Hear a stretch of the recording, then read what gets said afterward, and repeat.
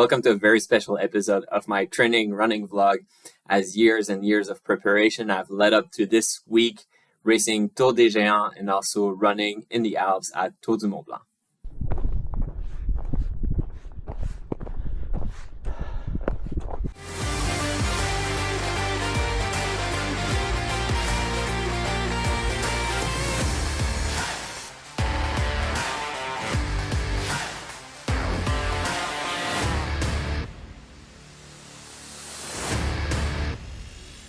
Hey, Simon here. Welcome to my channel and welcome to my running vlog. As you can see from the background, this is a special recording. We're still in Europe. However, we're on our way back. We're in Geneva right now.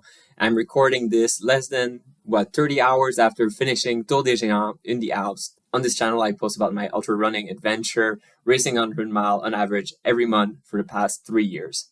On this channel, you'll also find a lot of tips video and this running vlog, which goes to shed light and transparency in the preparation and training for an ultra marathon, which is never perfect, but that someone with a normal job, busy life can prepare for these adventures, and hopefully that can inspire you and also prepare for your own adventure.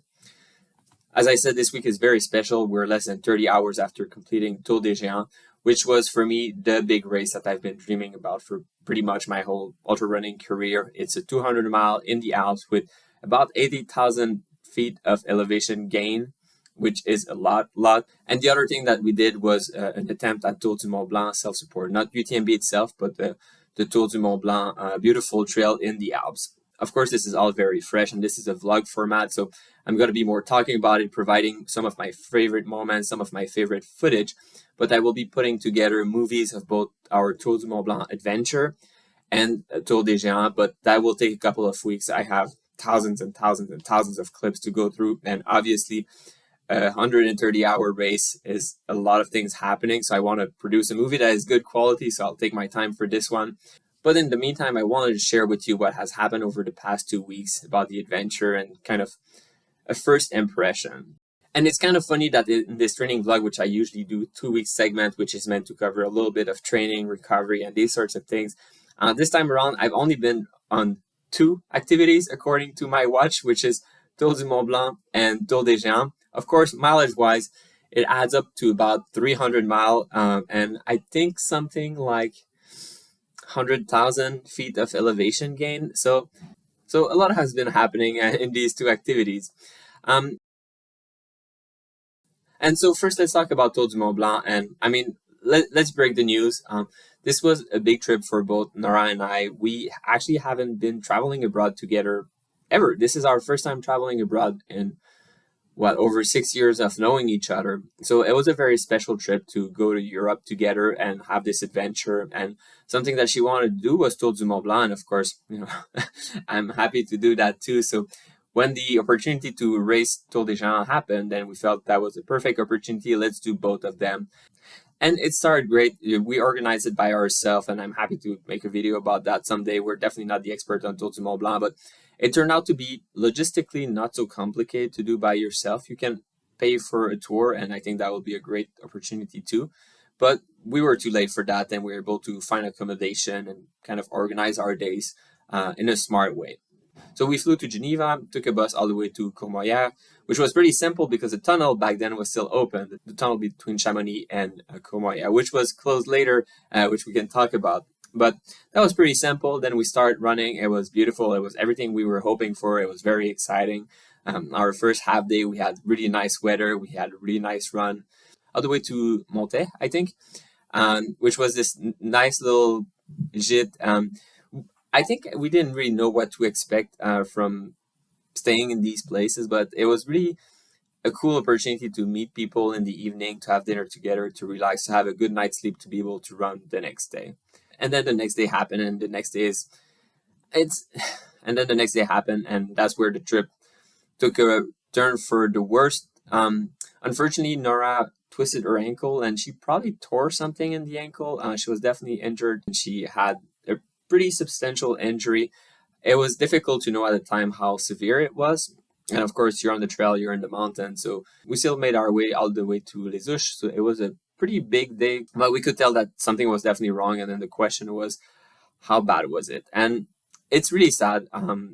I'm all smiley now, but really it's still something that physically it hurts, but also emotionally. That was and is still is difficult, especially for her. That was a dream trip, and so early in the trail to get an injury like that, it's the first time it happened to her. It can happen to anyone, and it's just yeah, we were both very sad. Let's put it like that. But there's a lot to process that when it happens. How severe is it? Can you still go? And we wanted to check. But unfortunately, the next day she tried a little bit of walking on it, and then that was not possible. I mean, we already knew it was injured. So as soon as she twisted her ankle, first just the sound that she made, she was behind me, and I could tell, okay, she hurt herself like bad. I just don't know what happened. And then she told me it's her ankle. We looked at it, and as soon as she removed the shoes, you could see the swelling basically automatically. We had a splinter, a bandage that we were able to put to compress things and to have her keep going. But you could tell it was something was wrong. Then you just don't know, is it a sprain? Is it a tear? Unfortunately, it's most probably a tear. In the evening, it was all blue, purple, red, super swollen, super painful. Tried to walk a little bit on it the next day, but that was clearly not happening. The good news is that a place like Tour du Mont-Blanc is fairly well populated, as opposed to if you're in the wilderness in the US sometimes. So what we decided to do for that first day was we're already kind of engaged in it. So we decided, okay, Simon, you go and you run to the next place. Nora was able to take a train there, and then we'll reassess for the next day. But the next day was clear that this is still not happening. So we kind of pulled out, went to the next gîte or refugio, and spent time together in the day visiting. I think we were in Les Orsières. So that was actually,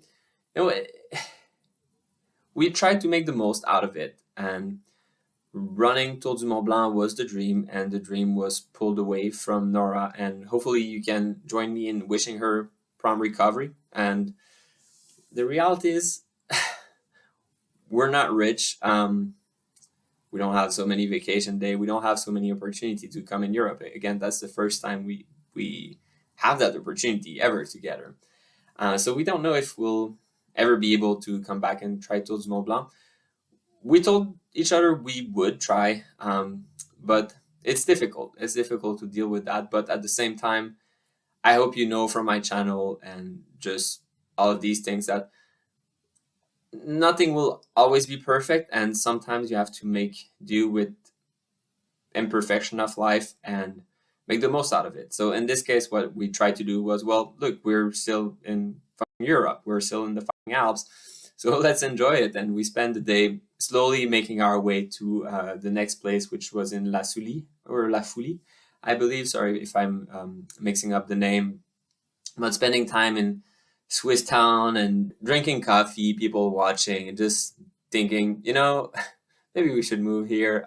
I think that's the dream you always have when you travel. It's like, oh, wouldn't it be nice to be here forever?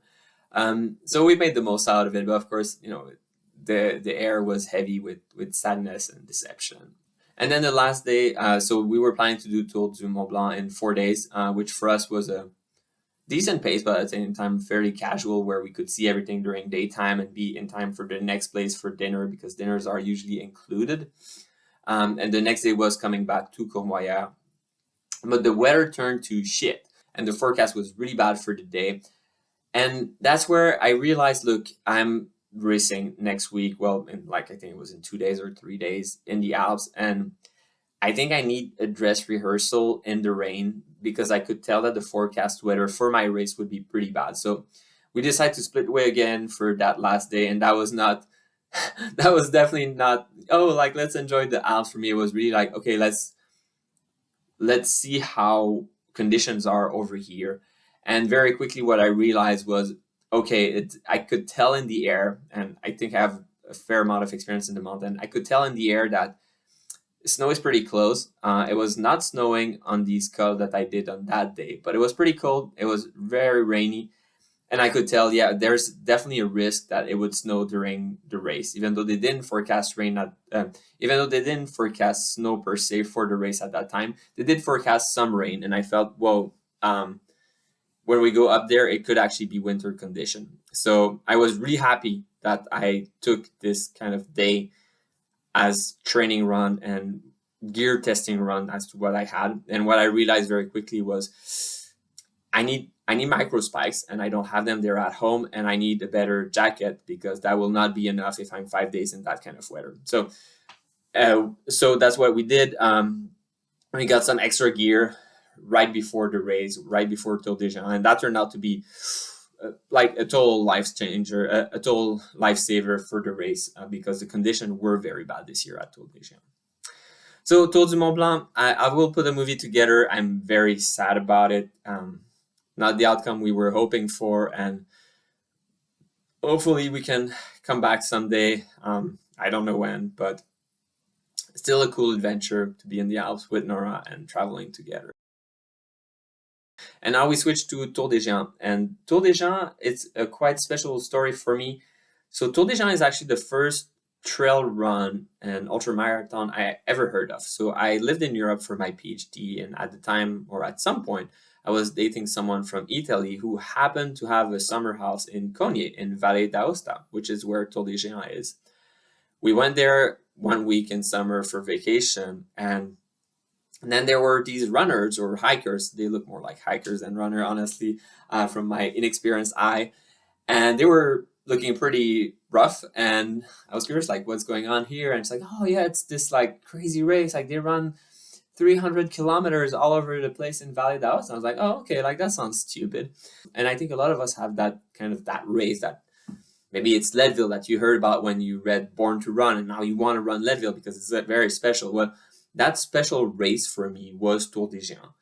But it's not an entry-level race. This is a mountain race. This is in the Alps at high altitude, 200 miles, but really my watch says 230 miles, more than 80,000 feet of gain, and that's about 25 or 26,000 meter of elevation gain and down, which means that that's an ultra marathon in elevation change, straight vertical. So that is absolutely crazy.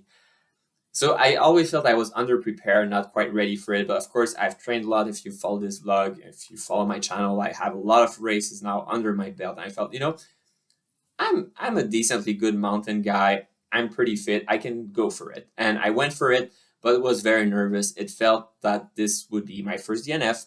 I've never had a DNF, and felt, everything is lining up for it to be the time that I'm not able to compete, especially after seeing what the condition would likely be like. Being up there on the col at the last day of Tour du Mont-Blanc, really feeling like, oh, like that's actually cold, and I don't think I can handle that for that long. And that was a good assessment. So we had pretty bad weather starting from the first day. It was rainy, it was cold, both during the day, but after in the evening, it was pretty bad. And the thing is that rain and cold is uncomfortable when you're in town. Rain and cold in the mountain is potentially very dangerous for hypothermia when you're up there in the mountain. And when you're tired and you cannot even regulate your temperature, then it's compounding. But okay, Simon, like just put more layers. Yeah, but you're wet, so it's very complicated. And when you're going uphill, you're going to be sweaty. But if it was just that, I could handle it. I'm from Canada. I know winter. I know cold. I know how to handle these things. But you're also up in the mountain on technical trail, and your wife just busted her ankle. So it was very difficult sometimes to go downhill on technical running downhill, and now it's wet or it's muddy. That was very tricky, and I was being very careful, overly careful, which is also tiring. But that was kind of the first day, was grinding uphill on these crazy climb. All of those climbs are something like 5,000, 6,000 feet. It goes on forever and ever, and it's super steep. And then whoop, you go down, super technical. Eventually it's night, but it's wet, you're cold, you're tired. So after the first 24 hours, I really felt like, man, I don't know how long I can take that. But I always kept hope that I knew that the weather is supposed to improve. And it did improve. On the second day, it was much better weather, and we finally had clear sky. We could see the mountain. It was absolutely gorgeous. It was everything I was hoping for. It was very epic. And then it's like, well, yeah, but I am tired also, like, okay, it's not raining anymore. That's great. but it is still a hardcore race and I still have a lot to go. And I really felt like, physically I might not be able to do that, but I went back to basics, which is take care of yourself. 200 miler is not the time to be a hero or deny the reality of life. Like you need to eat, you need to drink, you need to sleep. And especially for these races, and especially for a race like that, it's in the mountain. It's not like Cocodona 250, which I did earlier this year, where you will have people that are basically bragging about not sleeping at all, that will have hallucination. And look, you're racing a race like Cocodona, which is very challenging by itself, and you see a purple elephant playing banjo. Well, give him a high five, and that's cute and that's funny. But when you're up in the freaking mountain in a snowstorm and you see a purple elephant playing banjo, what I would say is grab that ledge and say, wait, what? Grab that ledge, you're falling. You need to be able to be focused. You can't just be like dazed off. Like you need to have good judgment. This is not the time to not be mentally there. You need to be able to have proper footing, but also thinking, hey, is this safe right now? Like, can I really go there with the equipment I have right now? You're in town, it's warm, but when you're up there, it's easily 10, 20-degree colder. What do I need? Do I need my poles? Do I need my crampons? And you make these good decisions. You can't just, oh, oopsies, I forgot my poles down. Oh, well, I'll try anyway. Like, you could die. And I did see people getting injured there. It happens, and it really just take one wrong step, which we seen with Nora, for the race to be over. So you have to be constantly vigilant, and the smallest thing can totally derail everything. Anyway, so we continued making our way, and the race got more and more technical as we went further, but the condition got better and better. And eventually it was absolutely gorgeous. It's some of the most beautiful landscape I've ever seen, which, as I'm talking right now, I'll be sure to include all of my favorite. But again, as I mentioned before, I'm going to put a real movie together. Now this is just to share a first initial impression and some image and footage of it, and the story behind it. But of course, there will be a full movie. But I also knew that eventually the weather would turn to crap again. And that's exactly what happened on the last 24 hours. We went up a mountain, and at this point, I was absolutely sleep deprived. I was really struggling. And as I mentioned, you don't want to go up there when you're too tired. So, what I had to do sometimes is just taking extra time at aid station, sleeping there, and taking my time before heading to the next pass. And those passes, they take forever. It's 4,000 feet climb at least. At this rhythm, you're going at like a mile an hour. So it's going to take a very, very long time. And by then, you'll be even more tired. And the second to last pass, I was in the middle of the night, and then it starts snowing. And then more and more and more. And it turned out in the kind of little snowstorm. At the top, there was probably an accumulation of about, I would say, 4 to 6 inches. It's hard to tell because it was so windy. So some places the snow would be blown out, but some other place you were kind of sinking a little bit. Visibility was reduced to almost zero when the wind was blowing in your face. You couldn't see anything. Luckily, that mountain pass was probably one of the least technical that we had of the whole race. It's still rocky. If you fall, you're still gonna hurt yourself, but it wasn't crazy steep. You didn't have some semi-rock climbing things to do. You just had to keep going, and it really felt like a survival situation. I couldn't see anyone in front of me. I couldn't see anyone behind me. I knew that there was someone that was not too far ahead of me because sometimes I would see the marks in the snow, but because of the wind, very often I wouldn't see anything. And then you quickly realize the trail is decently marked, but if you miss a marker and when you were at the top, it was very, very cold, and it's just, you got to keep going. Again, it's the middle of the night. You got to keep going. You got to keep going. You got to go down. And I kept thinking, I can't wait to be below tree line so that the wind would at least stop. I believe that the storm wasn't nearly as bad on the other peaks and the other pass. At least from what I've seen and what I talked to people, I think the conditions were better, and it was a very localized storm. There was snow on other peaks and other pass, which we'll talk about, but it wasn't nearly as bad, not nearly as much snow. But then by then, I kind of knew that I would finish. And actually, that's something that I realized pretty early on. I'm going to finish this race unless I get injured. And that last mountain pass, like, man, the one in the snowstorm, man, you know, nothing is you can't, you can't take anything for granted. The next mountain pass, if the conditions are as bad, I knew it would be more technical. They might stop us. They might not let us go up there because maybe they shouldn't have let us go up the last one. But I still decided to make my way there, being very intimidated and scared and talking with people. But it was interesting because you could tell from different culture and based on where people were from, some were a little bit more, oh, like that's nothing. But you could tell that like they were putting on a show a little bit, whereas some other people were a little bit more honest, like, yeah, I mean, if it's like that on the next pass, like I don't think we can do it. But it turned out that the next one was, yes, more technical, but the condition were so much better. First of all, it was daytime, which makes a huge difference when you can actually see. Then it was not in the middle of, well, blizzard would be a strong word, but it was not in the middle of the storm. The snow was on the ground. Yes, it was windy. Yes, the snow was blowing a little bit on your face, but you could kind of take care of things. And with the crampons, it turned out that it was sticking to the ground. It was kind of the perfect consistency of both the snow and the gravel that it actually probably made it easier than if it was just a normal day.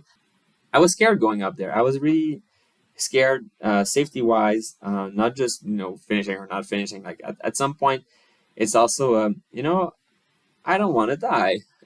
I don't want to trip. I don't want to fall and tumble down the mountain. And it felt it could be one of those conditions. But I went for it, and yeah, it turned out that I was totally fine. Yes, I was physically destroyed. Yes, it was technical. You had ropes and you had a metal handle and things like that, and you don't have that just for the show. It's because it's bad, and you could slip and you could fall a long time. But the conditions were good enough that it didn't feel nearly as sketchy as the one before, even though the one before was not technical. So we made it, and then it was all downhill from there. It's funny because it feels like you're almost there, but really it's like, yeah, you still have like a solid 5 hours to go, man. And just grinding. But really looking forward to meet Nora, which then I crossed the finish line, and that was the hardest race and probably the hardest thing I've ever done. And I'm very proud of this one, especially that the conditions were kind of really bad, but found a way somehow, despite the very difficult first day, the cold, the wetness. A lot of people drop on that first day. I think at least 10%, if not 20%, were gone by 24 hours. And then you keep going, and sure, the conditions were better, but you get tired and tired. It's like, oh, now you just have to like walk 80,000 feet uphill. Like, it's like, yeah, that's the easy part of the race, but we're in that right now. And then just like bang towards the end, like feeling the dream was being pulled away, just like Tour du Mont-Blanc was pulled away from us, from the injury from Nora. It felt like, wow, like this is it. This is my first DNF, and there's nothing I can do to prevent a snowstorm that makes the pass impassable. I think the whole trip and the Tour des Géants in particular is accumulation of all of these years of training, past few years of training, of becoming the ultra runner I am today. I've always been a mountain guy, a hiker, and now adding the kind of endurance thing over the past few years and being able to come to this race and conquer it would be a very strong word. I scrapped by, but I did scrap by, and I'm very proud of that. So I can't wait to share this adventure with you. Both of them, Tour du Mont Blanc, of course, with the major deception that we have and the promise that we made to each other that we would find a way to come back somehow, some way. It's still a wonderful adventure, a wonderful time that we spent together. Just not what we were hoping for. And then Tour des Géants, this amazing race, this crazy race, this hardcore race, both physically but emotionally and mentally very challenging. This mountain race, really, proper mountain race, not just because you go up and down, but because you have to be able to take care of yourself. You have to be able to make the right decision, knowing that, dude, it's gonna be winter condition this week. I need the right equipment in my drop bag. So very proud of that. I can't wait to share it with you. So as always, thanks for watching. I need some sleep now, and I'm flying back to the US and working on these movies. Thanks for following the adventure. Plenty more to come, plenty of tips to come, and also plenty of gear review. I've tested so much gear lately. So thanks for watching. If you appreciate this video, please leave a thumbs up and see you next time.